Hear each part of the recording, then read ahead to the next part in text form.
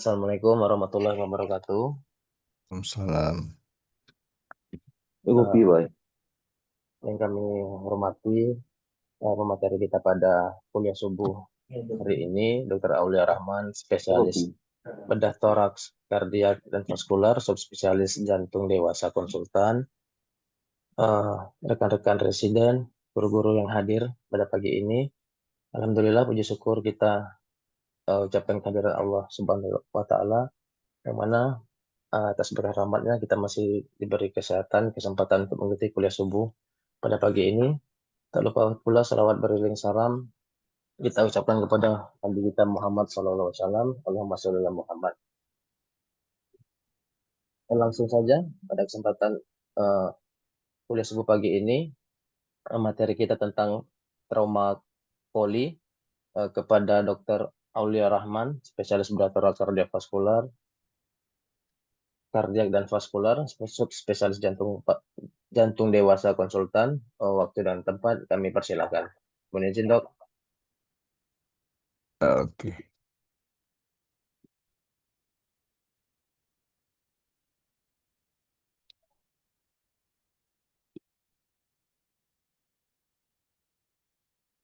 Slide-nya udah, slide-nya udah kebagi ini, kelihatan. Sudah kelihatan dokter. Ya, oke baik. Bismillahirrahmanirrahim. Assalamualaikum warahmatullahi wabarakatuh. Eh, Terima kasih kesempatannya ya. Jadi, saya masih ngantuk.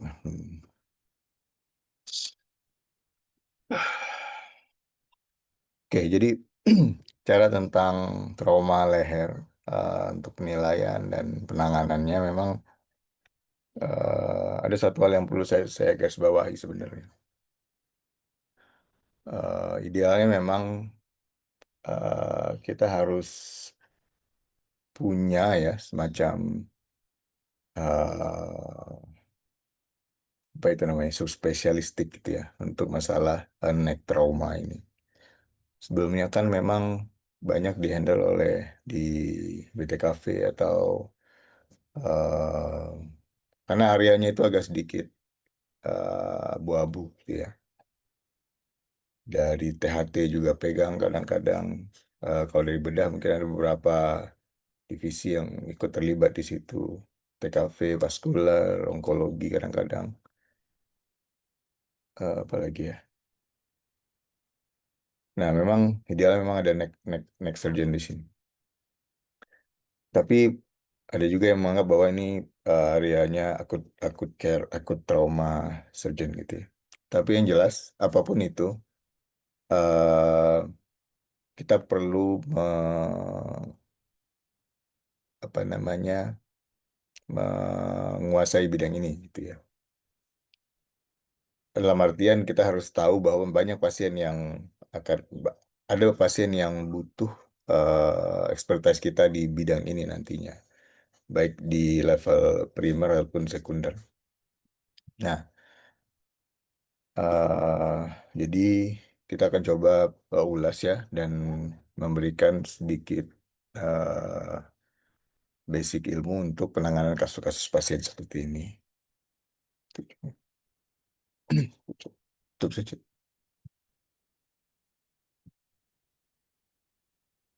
Oke, jadi ada beberapa yang mau kita bahas ya, masalah anatomi, masalah area, eh, ada beberapa, kemudian bagaimana penanganan awal, kemudian indikasi dari pembedahan, kemudian approach yang bisa dilakukan untuk pembedahan dan beberapa hal yang sekarang jadi update atau tren ya di bidang netrauma ini. Jelas kalau bicara tentang leher, kita bicara beberapa organ vital di situ, ya, yang terkait dengan eh, kardiovaskular, ya, sirkulasi, kemudian tentang kardiorespirasi juga, eh, organ-organ seperti eh, karotis, jugular, ya, trakea, laring, faring, saraf-saraf penting di situ ya, branch-branch utama dari cervical nerve ada di sana ya, kemudian area pangkal dari thoracic inlet dan outlet juga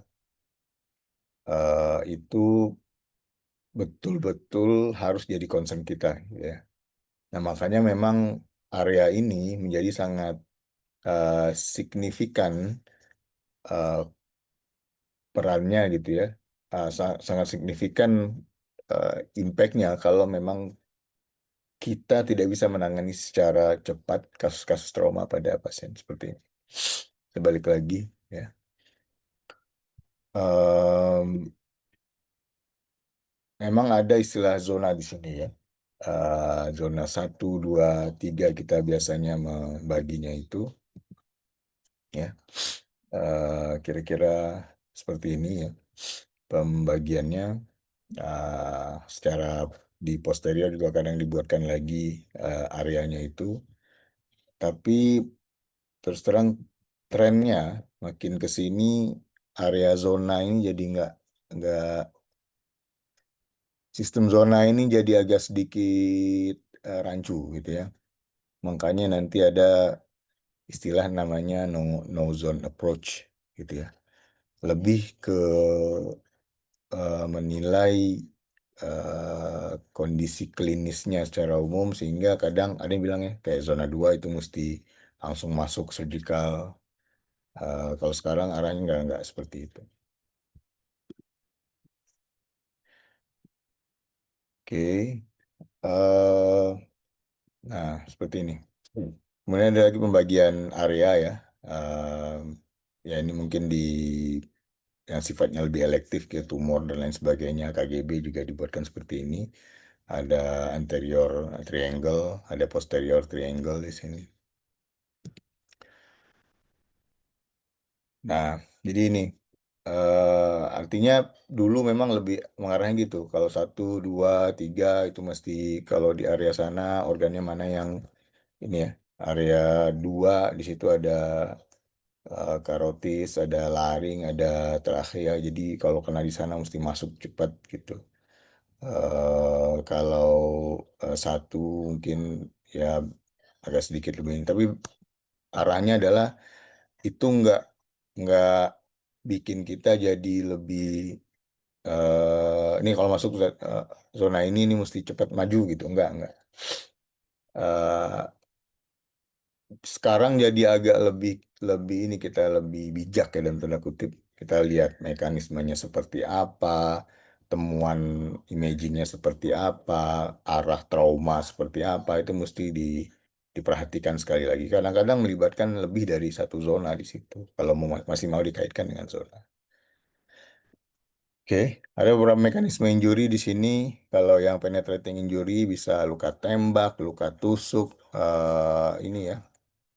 Kemudian kalau yang tumpul bisa kecelakaan, lalu lintas ya, bisa apa namanya itu, eh dashboard injury gitu ya. Bisa juga ya di kriminal seperti hantaman atau dicekek macam-macam lah. Nah, kalau yang iatrogenik bisa karena pemasangan CVC atau karena memang ada pembedahan di area sana. Penanganan awal jelas ya, kita bicara yang kita pakai lazim adalah konsep yang dipakai oleh ATLS. Eh,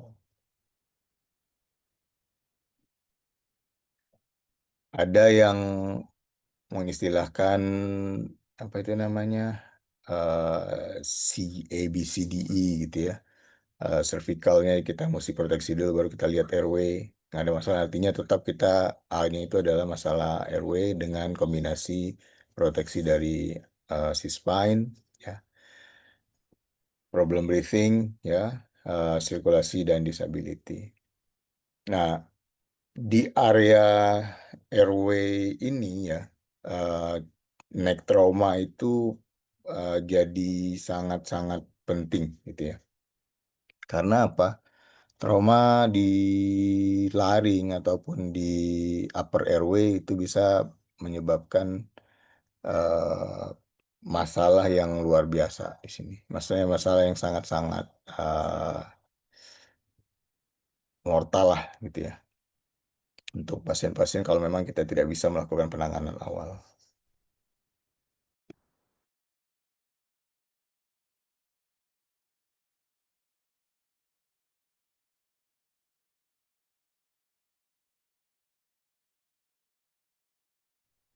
Nah, nanti juga ada di problem breathing.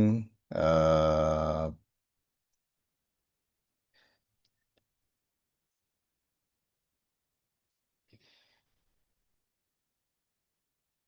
eh, kita menilai ya masalah kalau pada trauma-trauma leher dengan trauma tumpul itu betul-betul bisa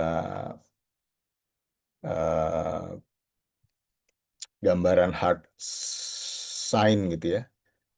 Itu bisa jadi seperti salah satunya seperti emphysem atau apa namanya eh,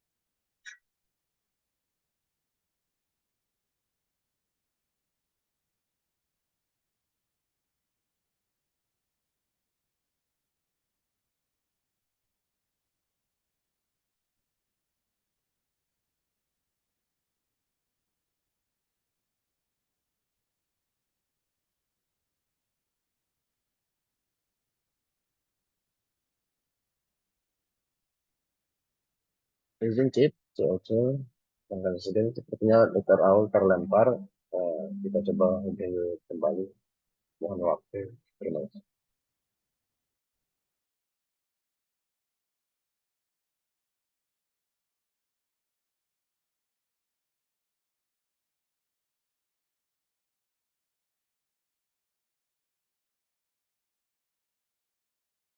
sorry terputus. Baik, Udah. Victor, sudah terhubung. Gitu. Sorry saya pikir masih connect. Baik, dok.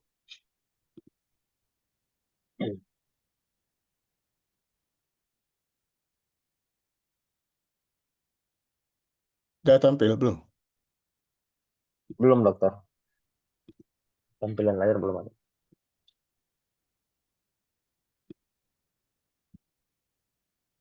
Sekarang Sekarang sudah terlihat. Sudah tampil.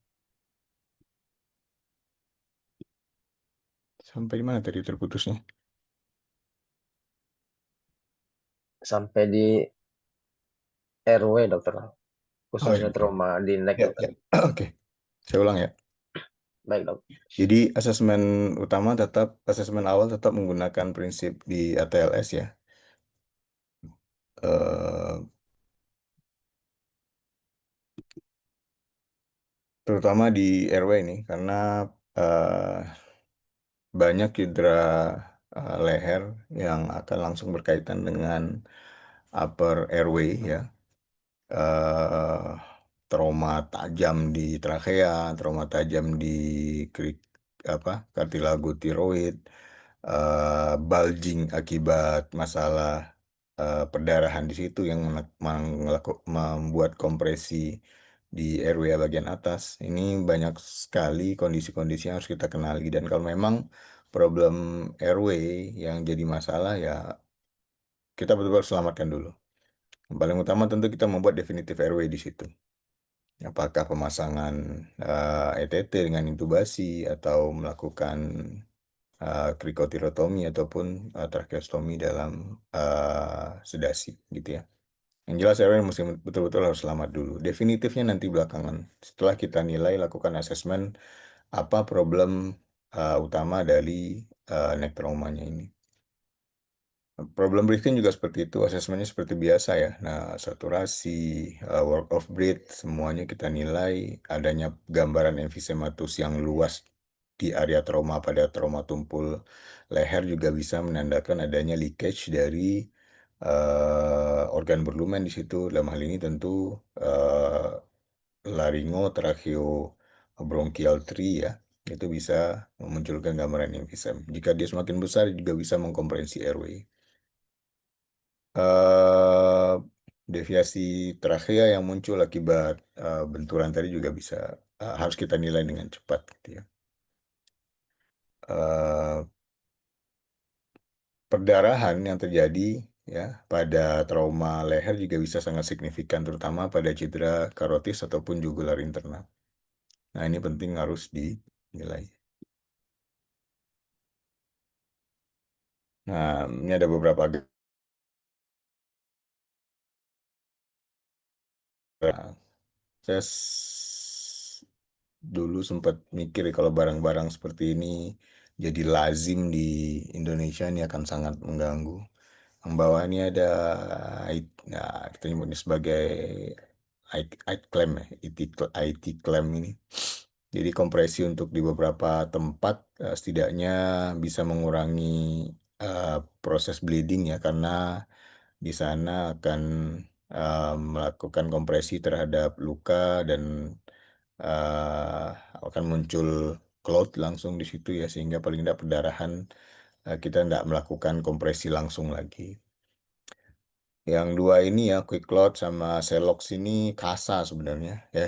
Terutama yang quick clot ini kasa yang dipakai di ini ya semacam kalau di US Army gitu ya. Kan dia kalau ada perdarahan, kasanya ini ada kaulin di dalamnya itu. Jadi cukup membantu untuk balut tampon tekan gitu ya, mengurangi perdarahan yang cukup signifikan. Selox ini citosan gitu ya, juga bisa membuat proses hemostasis pada perdarahan-perdarahan. Jadi ini semacam tampon awal, bukan untuk tindakan definitif bukan, tapi untuk mengurangi efek bleeding sehingga diharapkan memang perdarahan, clotting cepat terbentuk dan pada akhirnya pasien bisa stabil kemudian ditransfer untuk tindakan definitif. Semoga ini jadi barang biasa nanti di Indonesia. Seperti yang saya sebutkan tadi ya soal airway, eh, trauma leher itu kalau nggak cepat di-assess, eh, masalah atau disaster yang akan muncul itu sangat signifikan gitu ya. Kita betul-betul harus nilai hematom yang muncul akibat traumanya itu seperti apa. Jangan sampai itu memblokir airway atau melakukan kompresi terhadap laringotracheal. Ini berbahaya sekali.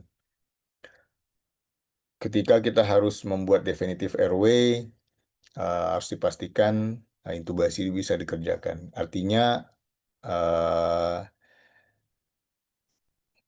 kita mungkin akan bekerja sama ya dengan TS anestesi dalam hal ini. Namun uh, proses intubasi yang apa itu namanya, kayak ya blind, bukan dalam artian kita nggak tahu nih kondisi sebenarnya di neck itu seperti apa, lalu kita paksakan untuk intubasi, ternyata susah, suction juga nggak siap, semua orang jadi kalut gitu ya. Eh, ini harus dihindari. Artinya alat semuanya mesti oke. Kalau nggak, kita pindah ke opsi definitif airway yang lain. Eh krikotirotomi atau bahkan mungkin ke tracheostomy surgical. Intinya saving airway mesti harus segera dikerjakan. Ini masih terhubung ya, saya takut lepas. Masih ya, Rip? Halo? Masih masih terhubung, dokter. Ya, ya, oke. Bicara tentang trauma leher, sama seperti trauma vaskular ya. Ada soft sign, ada hard sign, ya. Ada sign seperti expanding hematom, ya, perdarahan yang jelas aktif kita lihat, ada shock yang nggak respon terhadap Flea challenge test, kemudian pulsasi distal juga hilang, ya, ada BRI, ada ischemic cerebral, ada airway obstruction, ya, kemudian yang soft sign seperti hemoptysis, hemotemesis, ya, dyspnea atau disfagia, non expanding hematom, ya, harus bedakan ini. Kita harus cepat dan betul-betul kita bisa nilai. Imaging. Nah, imaging apa yang bisa kita kerjakan di sini? Lazimnya ya trauma leher paling yang sering kita kerjakan ya ronsen gitu ya. Walaupun terkadang itu nggak memberikan informasi yang banyak. Paling kalau dia dikombin dengan trauma servikal, kita bisa lihat beberapa gambaran kompresi misalnya. Deviasi trachea eh, bisa dinilai ya. Namun biasanya kalau sudah seperti itu, pasiennya dengan klinis yang jelek dan kadang kita juga eh, tidak layak lagi membawa dia ke ronsen. Kita mesti melakukan penanganan awal. Entah itu mungkin dikombin dengan pasien trauma lehernya ada kombinasi trauma toraks misalnya, ada ventile pneumotoraks di situ, ada tension pneumotoraks itu sehingga menyebabkan deviasi trachea, atau memang yang bisa kita nilai deviasi tersebut akibat hematom yang expanding di leher. Tapi sekali lagi eh, apapun yang bisa kita kerjakan dulu. Siti Angio. Nah, ini nanti ada beberapa update yang kita akan nilai ya. Ini sudah mulai lazim dijadikan standar untuk trauma leher juga. Guideline SVS ya, European Society of Vascular Surgery itu juga sudah membuat kalau pada kondisi pasien stabil ini dapat dikerjakan. Tapi terus terang dengan kondisi kita di Indonesia gitu ya, di rumah sakit ini agak sedikit hmm, tidak lazim jadinya gitu ya. Belum lagi kesiapan timnya, kemudian cost terutama di kita gitu ya. Belum lagi si Tiangyo ini tidak terlalu tersedia dalam settingan 24 jam, ya mesti daftar dulu elektif dan segala problem administratifnya ini agak jadi sulit dikerjakan. Tapi saya berharap ini bisa jadi lebih lazim nanti.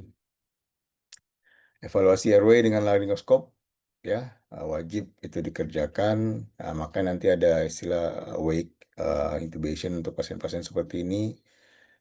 Esofagografi ya, ini agak susah juga pastinya. Nah, USG vaskular, ini penting ya. Ini sudah lebih lazim dibandingkan dengan imaging CT gitu ya. Dan ini mesti kita bisa nilai setidaknya untuk menilai leakage dari intralumen keluar gitu ya, ataupun memang menilai flow apakah ada turbulen yang mengakibatkan nantinya indikasi kita untuk melakukan eksplorasi. Ada beberapa algoritma di sini ya, dari beberapa jurnal yang kita dapat nilai, kita ambil ya. Artinya penilaian stabilitas dari airway mesti betul-betul dikerjakan kemudian mengenali hard sign dan soft sign-nya, ya. eh ini yang sederhananya sebenarnya ya. Coba kita lihat nih algoritmanya. Apakah lukanya itu kena platisma? Kalau nggak kena, artinya ini untuk penetrating ya. Luka tusuk bukan tumpul mekanismenya. Kalau tumpul agak sulit, nggak bisa nih dipakai nih. Kalau lukanya hanya sampai platisma, bisa kita cuci, nggak dibutuhkan ada tindakan yang lain. Tapi kalau kena, kemungkinan harus kita lanjutkan ke identifikasi apakah ada sign di situ. Kalau nggak stabil ya, kita mesti lakukan kontrol hemoragik di situ. Tapi kalau stabil, eh, kita bisa opsi masuk ke CT angio gitu ya. Kalau ada cedera dari CT angio, kita masuk ke angiobronkoskopi ataupun esofagoskopi. Kalau misalnya memang ada cedera, kita maju ke surgical. Tapi ini agak ribet nih jadinya nih. Kalau nggak ada kelihatan di CT angio, kita bisa nilai kita bisa nilai lagi soal esofagusnya dengan esofagogram. Ya. Jadi eh, arahnya di penetrating injury ini platisma jadi kunci gitu ya. Kalau lukanya itu nggak kena platisma, kita nggak lakukan eksplorasi. Tapi kalau kena, ini lebih panjang lagi nih algoritmanya. Ujungnya eh, ya kita bisa sampai lakukan surgical exploration untuk trauma leher. Yang di IGD di mute dulu tuh. Baik, Pak. Oke, jadi apa saja indikasi untuk operasi di sini ya? Yang jelas airway obstruction ya. Setelah kita lakukan intubasi, kita harus lakukan eksplorasi untuk penyebabnya ya. Intubasi mungkin hanya life saving untuk airway-nya saja, tapi setelah dilakukan identifikasi lebih lanjut tentu ada penyebab kenapa tadi ada gangguan di airway obstruction-nya. Bisa jadi karena expanding hematomnya, luka laserasinya ya, di laryngotracheal tree-nya. Kemudian expanding hematom yang kita temukan harus kita lakukan eksplorasi. Emfisema subkutis luas kalau itu terjadi jelas di situ ada laserasi di tracheobronchial ataupun laryngotracheal tree. Artinya ada organ berlumen yang masuk udara ke sana dan lepas ke subkutis. Jadi Anda harus pikir kalau misalnya emfisema subkutis luas, ini jelas nih ada continuous fistule dari organ yang berlumen ya yang masuk udara ke sana lalu keluar ke subkutis. Bisa juga sampai ke rongga dada. Jadi berkaitan langsung dengan trauma toraks ya. Nah, approach-nya apa aja nih kalau untuk surgical exploration di leher ya. Eh, untuk melakukan eksplorasi di zona 2 gitu ya, ataupun trauma-trauma vaskular yang besar seperti karotis atau jugular yang kena misalnya. Kita bisa melakukan insisi di sekitar sternocleido, bordernya itu sampai ke originnya di dekat mastoid, ya di dekat mandibula ini. Nah, itu bisa dimodif tuh. Di bawahnya bisa dibikin sedikit kayak apa itu namanya ya? Question mark ataupun di J di bawah ataupun kalau memang traumanya lebih luas lagi, cervicotomy bisa dilakukan atau terpisah di antara keduanya. Dilakukan insisi kolar ya, cervicotomy satu atau dua jari di atas sternal notch ya. Itu marker yang paling gampang. Jika problemnya lebih ekstensif ke sisi thoracic inlet, ya tentu kita bisa mempertimbangkan ini mesti masuk nih ke stenotomi, ya. Atau dilakukan tindakan minimal invasif situ VATS misalnya kalau memang traumanya itu menjadi lebih ekstensif ke toraks.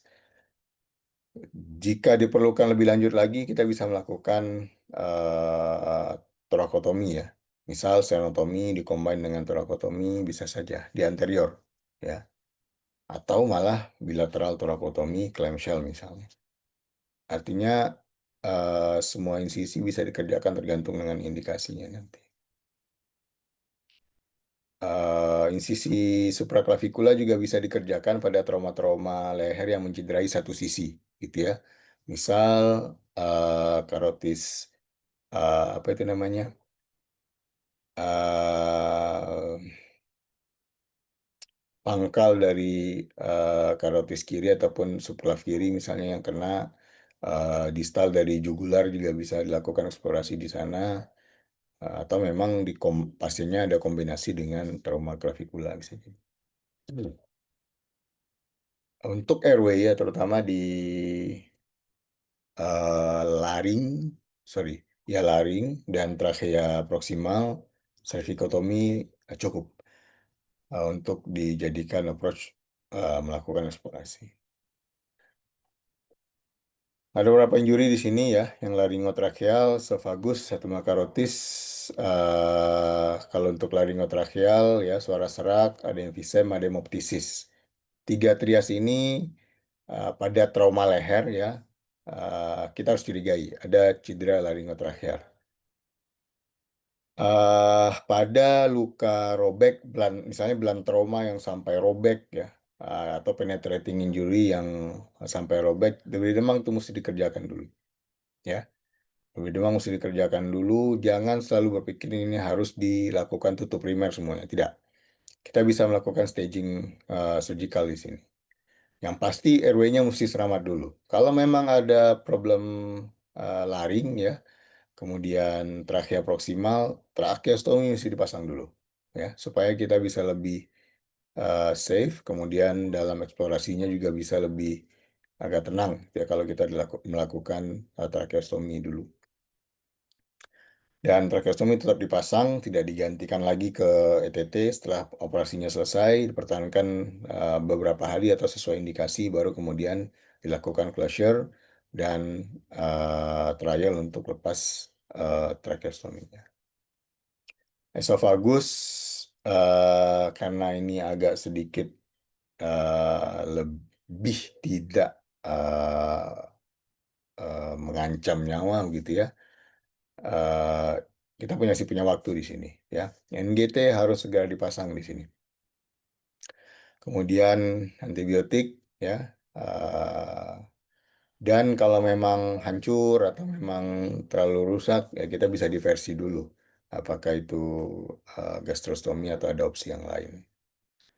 Untuk trauma vaskular ya, kalau misalnya bisa hanya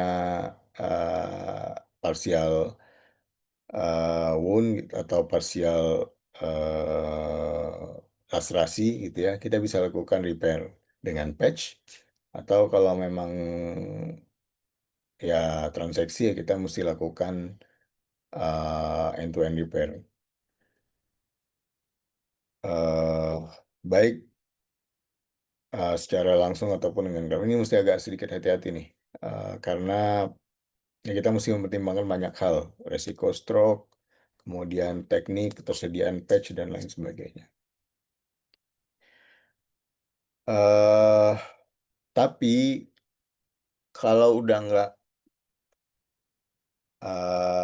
apa namanya susah gitu ya, kemampuan kita juga misalnya agak em, ya kurang gitu atau gimana, ya ligasi. Tapi dengan pertimbangan kirinya oke, kalau nggak susah nanti ya mau dapat dari mana kepalanya.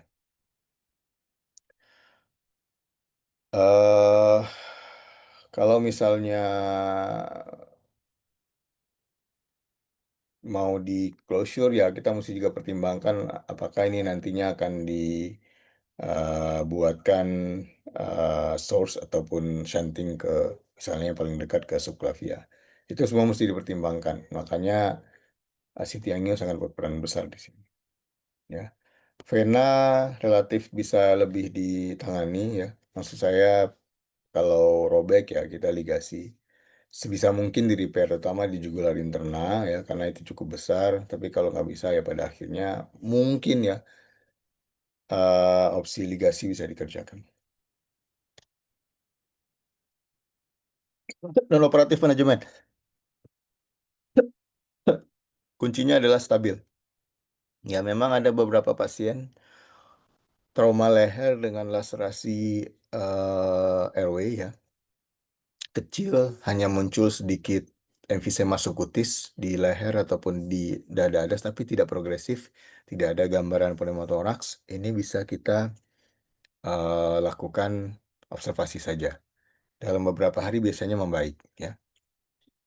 Dan kita juga bisa maju ke pemeriksaan imaging yang lain untuk menilai apakah ini perlu dilakukan surgical exploration atau tidak.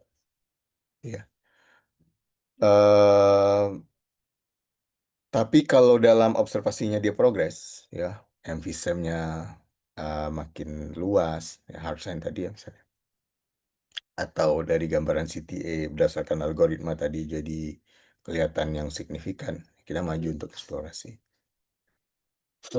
Ini ada case yang kemarin sebulan yang lalu, sebulan atau 2 bulan yang lalu ya, tentament suicide. Uniknya kasus ini adalah awalnya mungkin Anda akan melihat gambaran laserasi yang banyak di sini, di pasien ini. Mikirnya mungkin ini trachea ya. Laporan waktu itu maksudnya juga cedera trachea. Tapi setelah kita eksplorasi, eh, yang cedera adalah kartilago tiroidnya dengan presisi insisi. Pasien siapa mas? Halil ya? Halil apa? Altof, saya lupa. Halil ya? Ya Halil. Iya dokter, Nah, jaga Halil kan? iya dok. Hmm. Anda bisa lihat ya, pasien dengan airway injury seperti ini, dia masih bisa survive. Artinya begini, eh airway obstruction-nya tidak terjadi, ya. Itu mungkin untungnya bagi dia ada airway obstruction-nya tidak terjadi. Vascular injury yang gede nggak ada gitu ya. Sehingga ya bisa begini nih. eh, Dicoba dilakukan intubasi ternyata sulit, tapi pasiennya masih dalam kondisi stabil saja karena memang tidak ada airway obstruction. Kalau seperti ini kondisinya ya, eh, mungkin kalau ketemu lagi yang seperti ini dan Anda sudah konsul dengan anestesi, mereka sulit melakukan intubasi, ETT masuk saja ke dalam sini. Ya, ETT masuk saja ke dalam sini.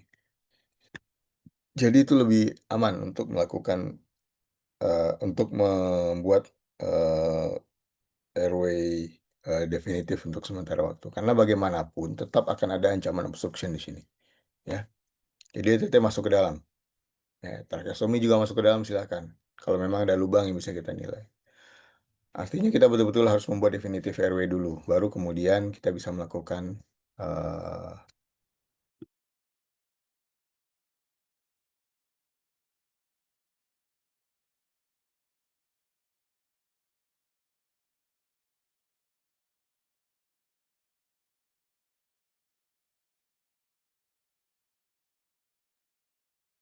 nah dalam akhirnya dieksplorasi yang laserasi adalah kartilago eh, tiroid ya dengan potongan-potongan transverse, pita suaranya aman, kita buat tracheostomi di bawah. Jahit primer ya, ya pada kartilago tiroid, kartilago tiroid. Pasien kedua juga laki-laki ya, tahun maaf namanya belum diedit.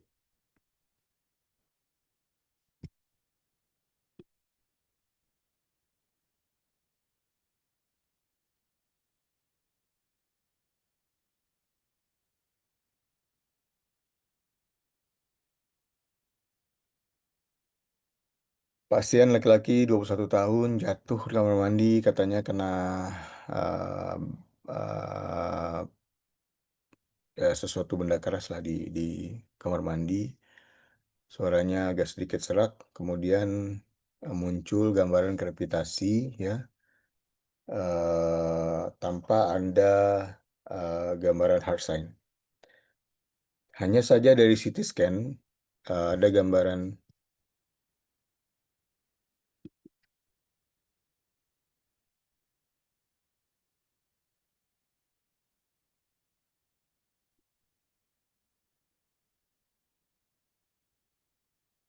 soft sign ya, emfisema subcutis dan pneumomediastinum. Sorry.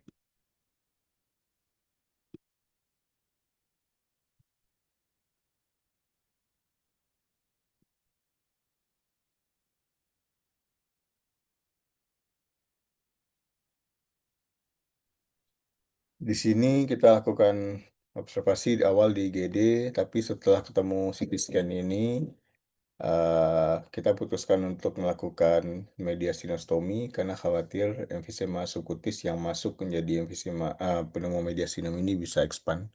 Jadi kita lakukan mediastinostomi untuk merilis udara yang ada di sekitar mediastinum. Klinisnya membaik, pasien juga pulang dalam beberapa hari. Ini juga ada paper dari Bali, dari Surabaya ya, tapi ditampilkan di Bali Medical Journal tahun 2023, ada serial case untuk trauma leher. Anda bisa lihat ini nanti. Saya rasa juga free journal, silakan dicari sendiri. Ada beberapa gambaran kasus yang bisa jadikan patokan kalau ada trauma leher. Nah, ini pasien yang tadi ya, dilakukan repair primer dengan monofilamen di kartilago tiroidnya dan dipertahankan tracheostominya sampai beberapa hari. Untuk mediastinostomi kita lakukan insisi transvers 2 jari di atas sternal notch, dibebaskan sampai ke uh, peritracheal sheath gitu ya, dan dirilis udara sampai di sana. Tampon kasa dibuatkan drain hanya sebagai untuk membuat patensi lukanya. Ada beberapa komplikasi ya, airway obstruction, ada perdarahan ulang, neurological deficit. Kadang kalau terlalu agresif, ini bisa mediastinitis atau cedera saraf. Oke, jadi ini ada beberapa update sebenarnya.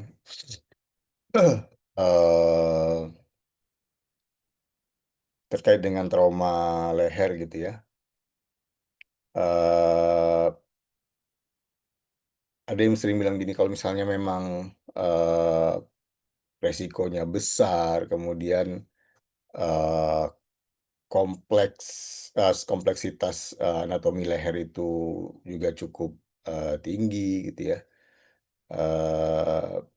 Kenapa nggak menurunkan apa namanya batas kita kalau memang mau maju untuk eksplorasi gitu ya. Jadi kayak trauma leher udah buka aja gitu. Kenapa nggak gitu? Karena dari literatur itu negative exploration itu banyak ternyata gitu ya. Setelah dieksplor nggak ketemu apa-apa. Yang ada malah infeksi, cedera jaringan makin luas, hospital stay-nya jadi makin lama gitu ya. Ya selain dari masalah cost dan lain sebagainya. Jadi kalau memang eh, indikasinya bisa lebih dipersempit lagi dengan melakukan pemeriksaan penunjang, itu harus dilakukan. Dulu mungkin begitu trennya gitu ya. Kalau udah trauma leher udah buka aja biar tahu dari mana sumbernya gitu. Tapi sekarang nggak lagi. Ya.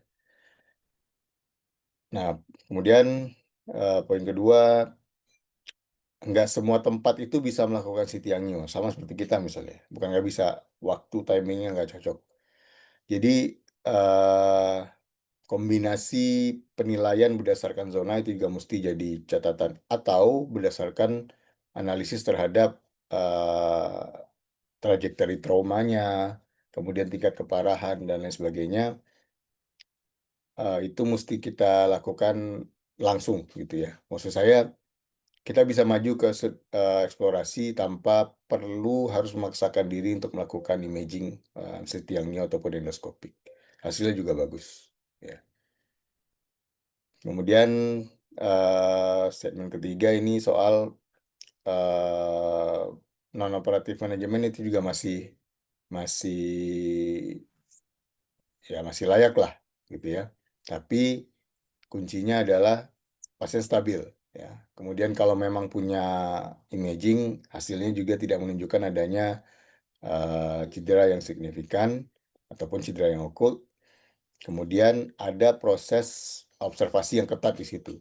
Kalau memang mau masuk lagi ke OK, mau naik ke OK gitu ya, jelas protokolnya apa.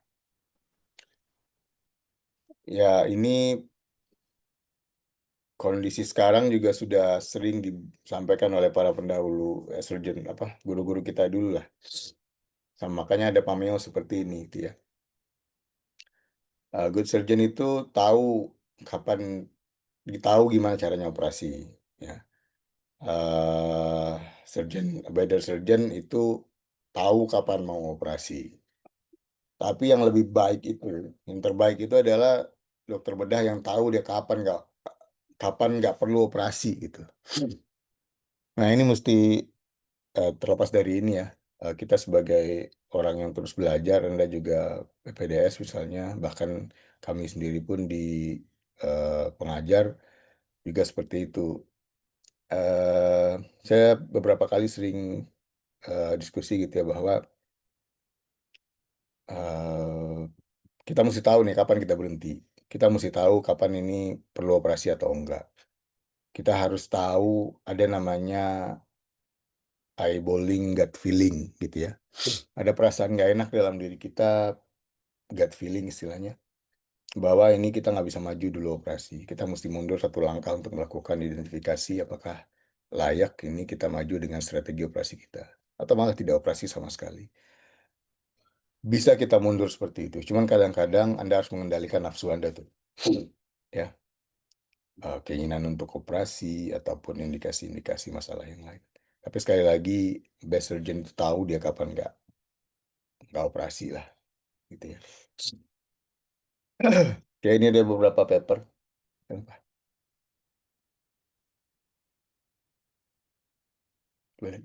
Keluar. Ini ada beberapa paper ya tentang outcome dari cedera trauma leher ya. Eh, ada beberapa outcomes yang eh, disebutkan di sini ya. Paper di Spanyol itu menyebutkan ada mortalitasnya itu ya range-nya 1 sampai 8% ya. Eh, Selective non-operative manajemen itu cukup aman pada pasien-pasien yang stabil ya. Ini studi retrospektif. Kemudian eh, pasien-pasien yang mendapatkan yang mortality gitu ya, mortalitas itu berkaitan dengan data hemodinamik yang tidak stabil ataupun dengan GCS yang rendah ya. Oke, Anda bisa baca sendiri soal ini. Masih soal updates ya. Soal problem airway ya, seperti yang tadi kita mesti jelas membuat definitif airway. Bisa kalau di trauma leher tadi, tracheostomi itu lebih diprioritaskan daripada krikotirotomi karena sifatnya lebih definitif ya. Trachs over cracks. Kemudian untuk masalah vaskular ya, ini sekarang sudah sangat maju sekali. Selain dari CTA tadi sebagai modalitas untuk identifikasi trauma, tindakan endovaskular seperti embolisasi atau cover stent atau temporary vascular shunt ataupun hybrid prosedur itu bisa dikerjakan. eh Kalau yang terkait dengan open surgical itu lebih ke kita mikirnya ini nyelamatin pasiennya dulu gitu ya. Betul-betul damage control dulu. Baru kemudian kita bisa memikirkan untuk tindakan definitif selanjutnya. karena ini sangat signifikan sekali trauma di leher. Kalau soal trauma teknik repair di trachea ataupun di esophagus misalnya itu nggak banyak perubahan sebenarnya. Paling lebih terkait dengan instrumen yang lebih bagus, benang yang lebih bagus, tapi yang sifatnya revolusioner itu nggak ada. Penanganan luka itu sejak awal mesti kita pikirkan ya, rekornya gimana,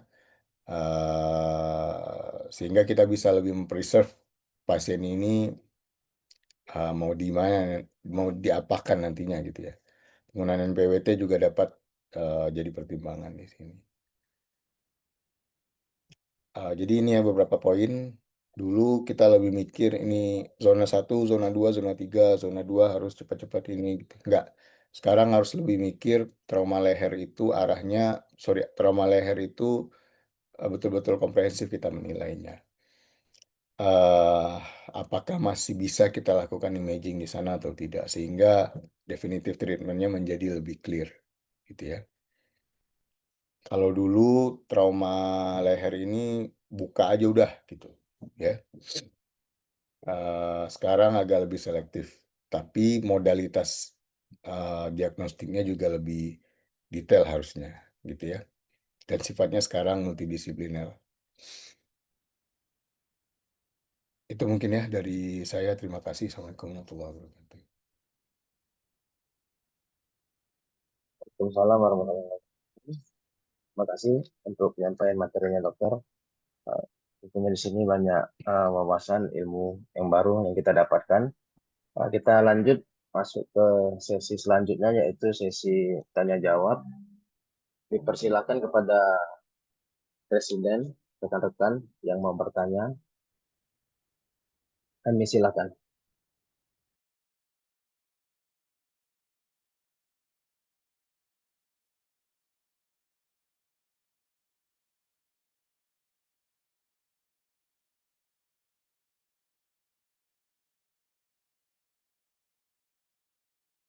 Silakan kepada rekan-rekan Presiden, jika ada yang mau ditanyakan.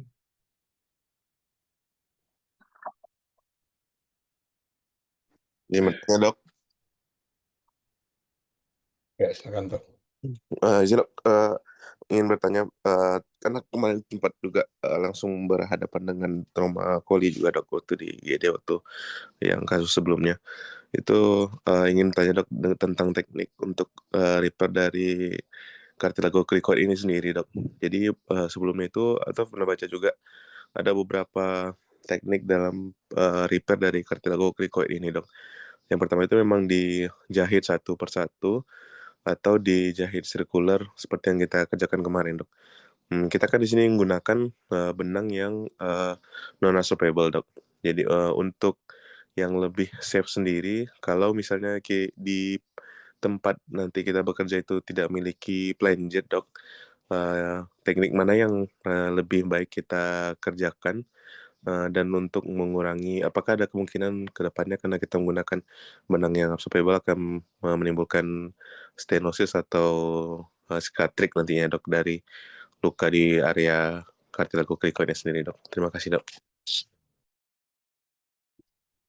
Eh, iya, jadi artinya begini, em, prinsip penanganan sesuatu itu kalau kita mau menangani tentu kita nilai dulu resource yang kita punya itu seberapa gitu ya. Pertama yang kita nilai, terus kita nilai diri kita dulu, kita mampu nggak mengerjakan itu gitu ya. Kadang kan itu yang saya bilang tadi, gut feeling itu gitu tuh, eyeballing gut feeling istilahnya. Ini kita lihat nih kasusnya, oh bisa nih saya kerjain gitu ya. Terus eh, kita nilai lagi resource kita. Rumah sakit saya punya alat ini aja nih. Kemudian kalau nggak ada, saya masih bisa mengusahakan sejauh ini. Itu mesti kita nilai itu dari kita begitu. Eh, Kemudian kita nilai tim kita. Ini anestesinya oke nih, dia bisa diajak kerjasama untuk masalah ini. Kemudian tim OK-nya juga seperti itu, bisa kok lanjut. Nah, di situ kita maju. Tapi kalau ada hal-hal yang sifatnya eh, agak mengganggu gitu ya. Misalnya kamu lihat pasiennya, ini kayaknya agak susah nih gitu ya. Tapi Anda analisa lagi, lihat lagi imaging, lihat lagi kondisi klinis, lihat lagi, oh ini bisa nih. Tapi ternyata kemudian kita nilai lingkungan kita gitu, ataupun faktor pendukung resource kita semuanya. Ini nggak ada, itu nggak ada, ini nggak ada, itu nggak ada. Dan rasanya kalaupun saya usahakan, ini nggak bisa maju. Di titik itu Anda mesti bikin keputusan. Dengan resource yang saya punya itu, ini bisa maju atau enggak. Gitu. Kalau yakin, get feelingnya tuh, wah ini enak, bisa kok maju dengan hal yang tersedia, maju. Ya. Tapi kalau enggak, jangan korbankan pasien karena ego kita untuk maju pasien. Bisa nanti aman lah itu, eh, bisa kok dijahit pakai ini aja. Ternyata barangnya hanya ada di angan-angan gitu. Kan sering begitu ya. Dulu ada rasanya di apotek tuh bandang tuh lah. Kalau salah patang tuh aduh lama pernah cari lihat. Tapi ternyata tidak dipastikan ada barangnya, tidak dipastikan. Ternyata waktu udah dibuka nggak ada apapun. Artinya resource kita nggak bisa untuk melakukan. Akhirnya dilakukanlah seadanya. Akhirnya nggak bagus. Jadi kuncinya ada persiapan. Baik persiapan surgeon ataupun persiapan resource. Itu dulu ya. Ini general. Artinya ini nggak hanya masalah neck trauma saja.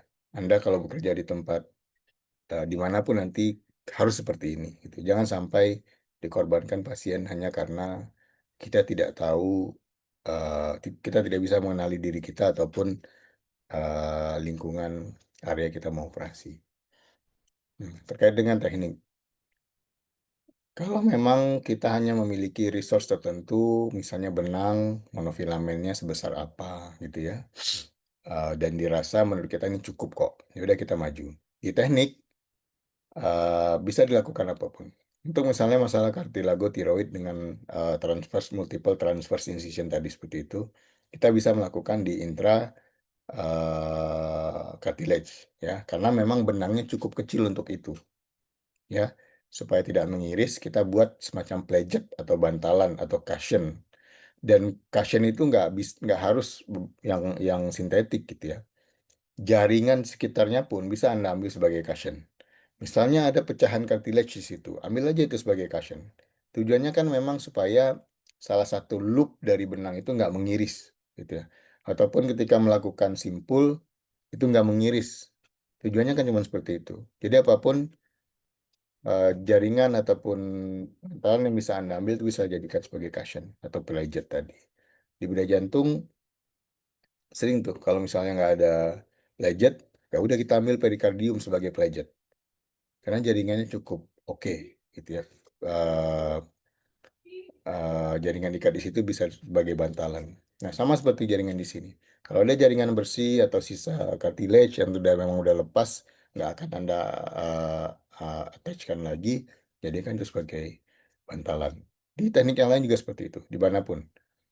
Ya, artinya jangan sampai benang monofilamen Anda itu atau yang lain mengiris jaringan. Satu.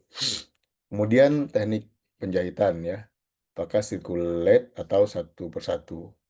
Tidak ada masalah. Yang penting jangan sampai simpul itu berada di intralumen, ya, karena itu akan dapat memicu proses granulasi di intralumen. Efeknya adalah uh, pengurangan uh, efektif orificium area. Kalau dikatup dulu ya namanya, ini istilah aja. Jadi lumen yang efektif jadi makin sedikit atau pada akhirnya jadi stenosis gitu. Jadi artinya simpul jangan di dalam. Itu yang penting. Karena nanti ya granulasi semuanya akan terpicu muncul di situ. Kemudian penggunaan otot sebagai cover itu penting tuh ya. Jadi kalau memang masih ada otot yang bisa kita jadikan sebagai cover untuk membuat jahitan kita lebih airtight itu bisa digunakan. Oke. Lalu apakah bisa kita pakai polifilamen atau absorbable? Kalau memang itu yang tersedia dan menurut kita itu cukup, pakai saja. Ya. Yang penting Andanya nyaman dengan itu, Andanya yakin oh ini bisa nih, bisa, silakan dipakai. Toh penyembuhannya dengan lama absorpsi benang itu duluan penyembuhan kok dibandingkan dengan absorpsi benang. Harusnya bisa. Itu ya, Toh. Baik, berarti kalaupun memang tidak tersedia, kita bisa gunakan yang benang yang swappable berarti dok ya? Bisa, apapun. Artinya Anda bisa mengenali itu sebagai sebuah eh, a- apa namanya?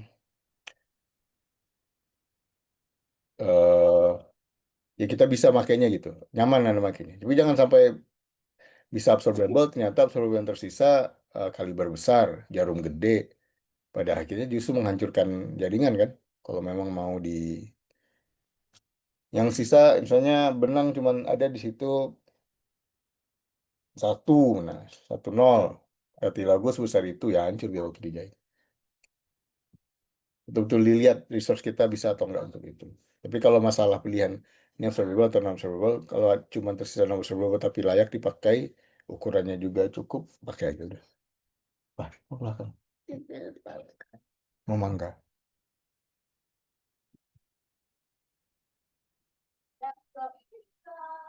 Terima Jadi kasih dok. kalau tersedia opsi ya, non observable pakai. Baik, terima kasih dok. Oke. Baik, terima kasih dokter. Yang selanjutnya pada rekan residen, pada Dokter Irfan, Izin dok, mau Udah. bertanya Dokter dok. Fadal.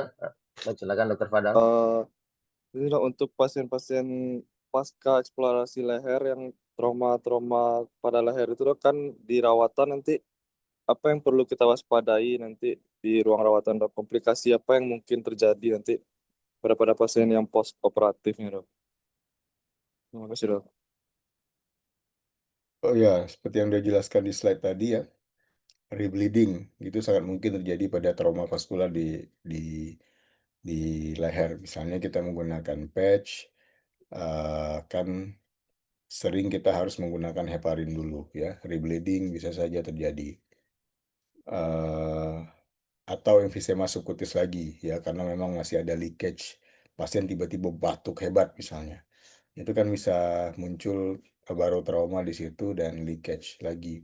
Kalau itu terjadi, kita mesti nilai dulu nih, signifikan atau tidak, supaya kita bisa menentukan maju lagi atau tidak. Kalau memang progresif, kita buka aja.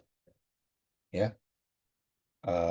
Kemudian, eh, sama kayak pasien yang skizo kemarin ini nih, dia dirawat di bangsal jiwa yang mungkin bangsalnya nggak lazim dengan tipikal pasien jiwa, terus ada barang itu lagi gitu ya. Pasti dia akan geges lah, cabut segala macam.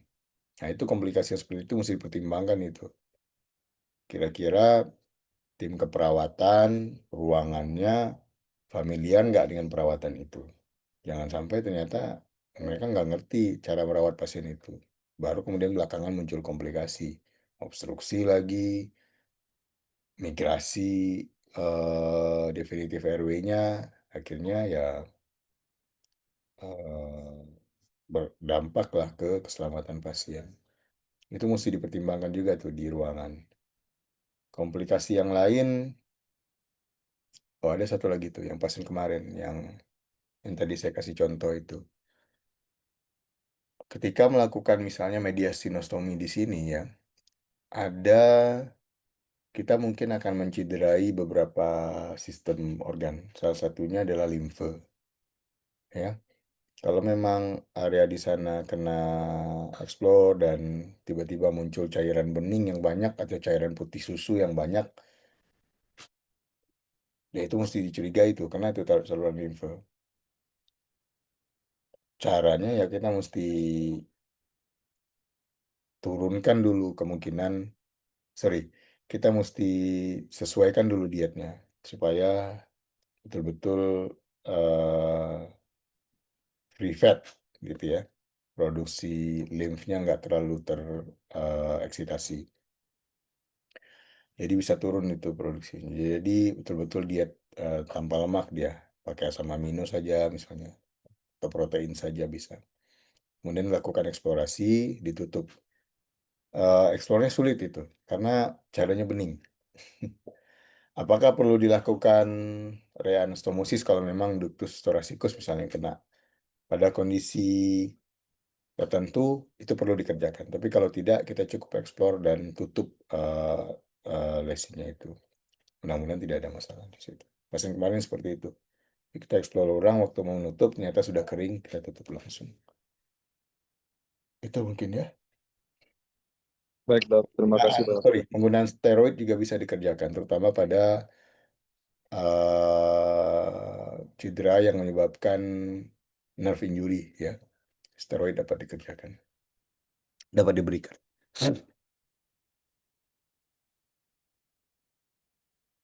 Ya, demikian pada. Terima kasih dok.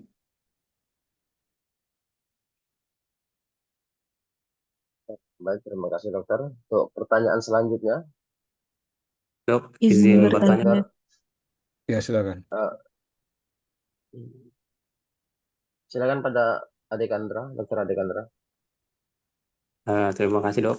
Izin bertanya dok. Di sini saya yang mau tanyakan pada trauma leher dok. Bagaimana kita melakukan penanganan misalkan pada trauma leher yang mengakibatkan adanya gangguan vaskularisasi dok, terutama di sini pada gangguan misalnya pada cedera karotis dok. Nah itu kan sifatnya sangat fatal dok. Bagaimana kita melakukan penanganannya yang pertama dok. Pertanyaan kedua dok, misalkan pada trauma-trauma leher kan biasanya timbul gejala aerodigestif dok. Nah, pasca perawatan. Nah, bagaimana kita melakukan tindak lanjut untuk penanganan gejala aerodigestif itu dok. Terima kasih dok. Ya.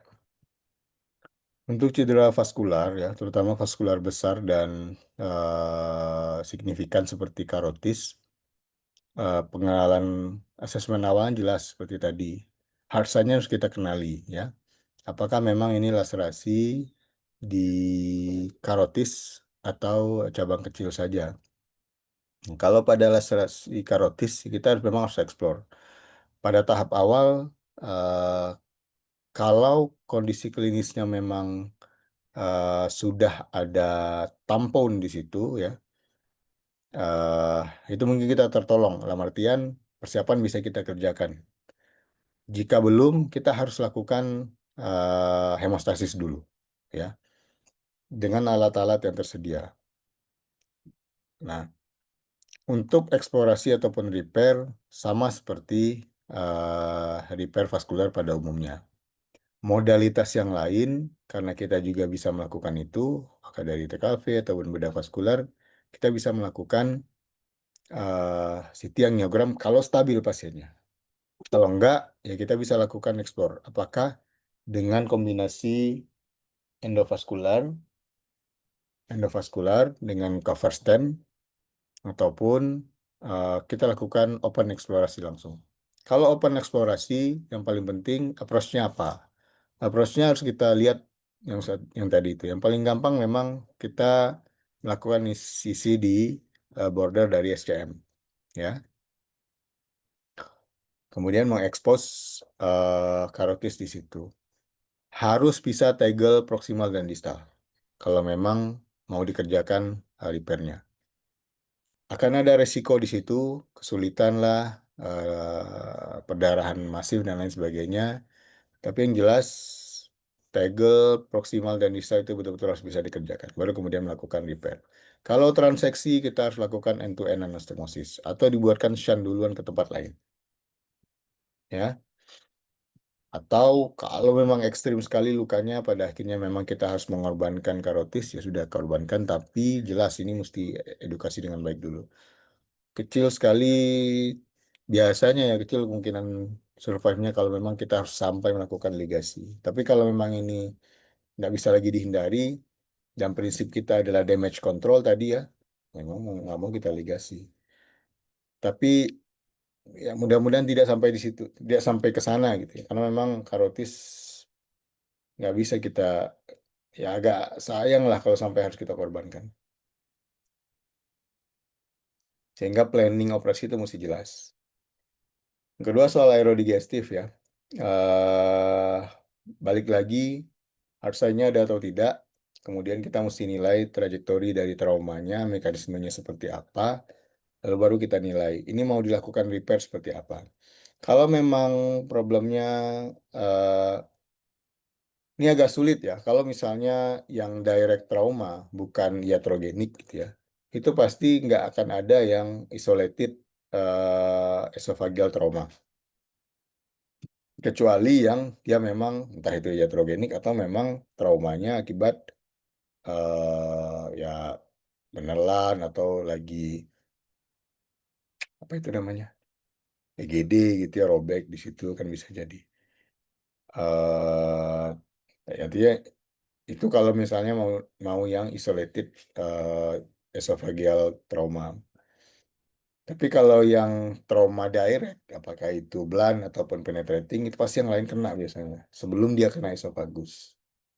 Nah, kalau memang problemnya yang lain sudah beres, tinggal esophagus nih, ya udah yang jelas kita mesti pasangin GT atau melakukan diversi untuk di esofagusnya sehingga bisa menjadi lebih bebas kita melakukan eksplorasi. Maksudnya bikin gastrostomi atau supaya kita bisa lebih aman untuk melakukan.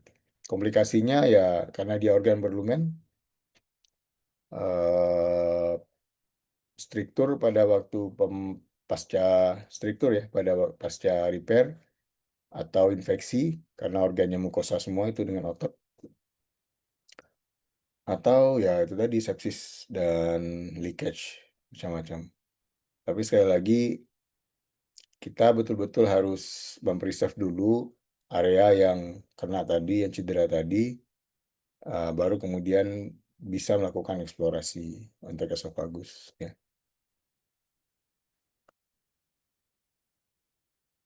Oke, itu mungkin.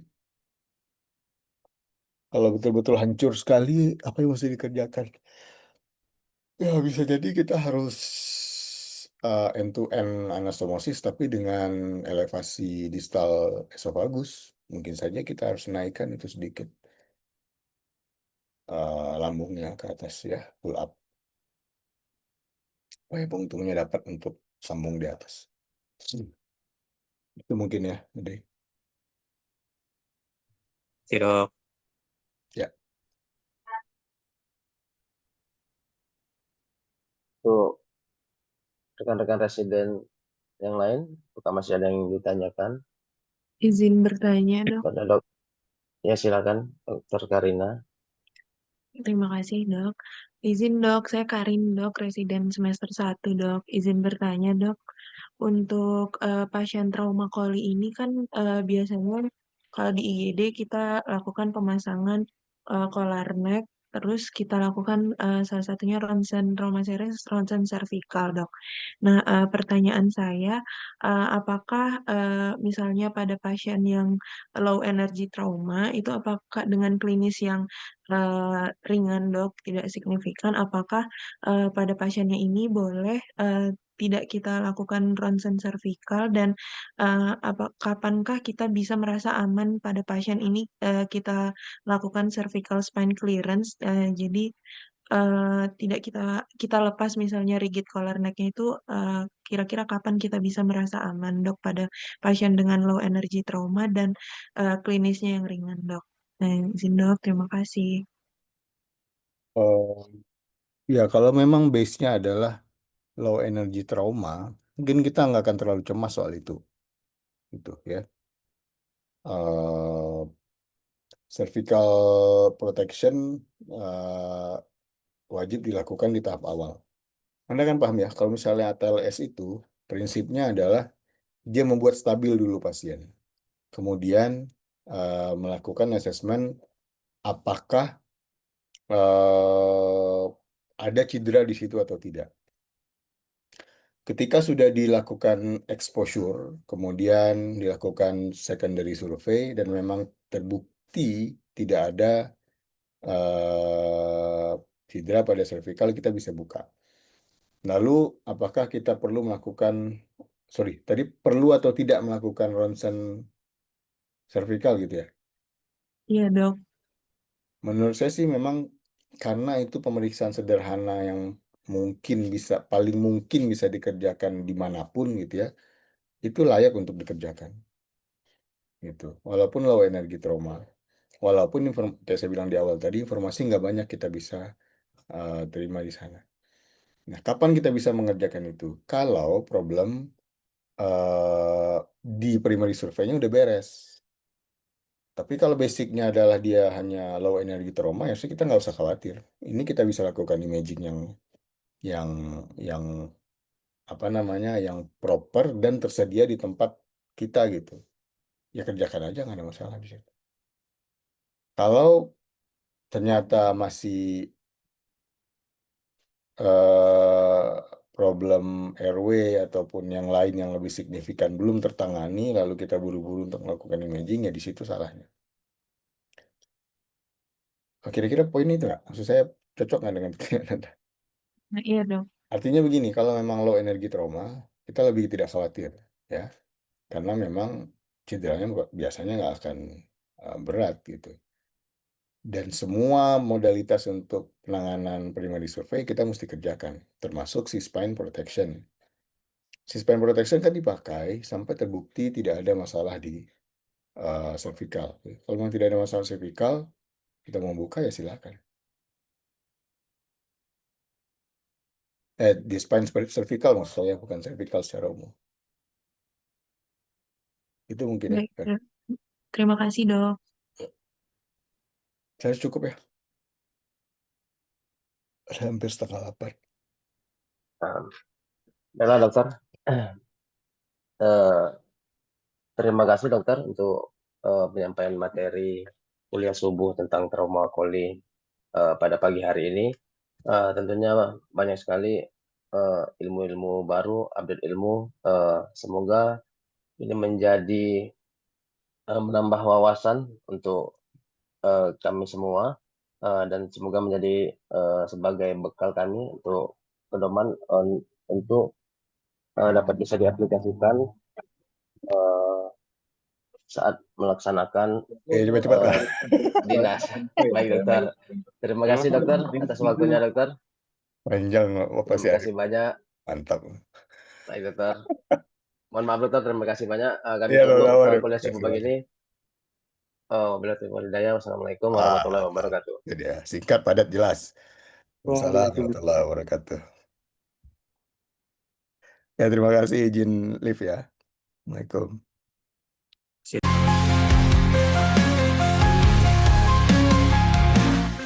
三季之中，过客匆匆，谁是谁的谁？谁能留住谁？